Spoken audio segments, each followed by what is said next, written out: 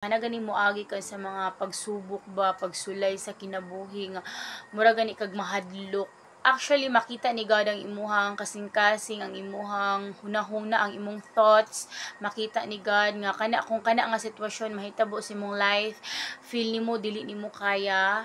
Kaning ana gud mga situations feel nimo di nimo siya kaya i-handle kay tungod feel nimo di nimo kaya i-handle ang kana nga sitwasyon. For example, miingon ka nga kailangan dili jud ni mahitabo nga magkasakit ko, kailangan di jud mahitabo nga magkasakit akong pamilya, kailangan di jud mahitabo nga ani kay di nako kakayanon kana mga ana god. Gusto ni God nga mo-overcome nimo ang imong fear. Kanang dili nimo gusto gani kanang mahadlok ka, dili gusto ang Ginoo nga permanente nimo na daladalahon sa imong kasing-kasing nga mahadlok ka. Ang gusto ni God wala kay dapat ikahadlok, wala kay kahadlukan kay tungod kauban nimo siya nga ma-handle nimo ang tanang situations nga nahitabo sa imong life. Bisan unsa na nga sitwasyon kaya nimo i-handle kay tungod gi-process ni God ang imuhang character, ang tanan, ang imuhang pagkatao giproseso ka sa Ginoo ba gipaagi kaniya sa tanang sitwasyon nga ang tanan nimong dili gusto ni God nga ma-overcome nimo na. Dili pwede na ingon si God nga dili pwede na nga magpabilin ka nga ingana nga mahadlok ka sa mga ingana nga sitwasyon. Wala kay dapat kahadlukan kay tungod kauban ko nimo.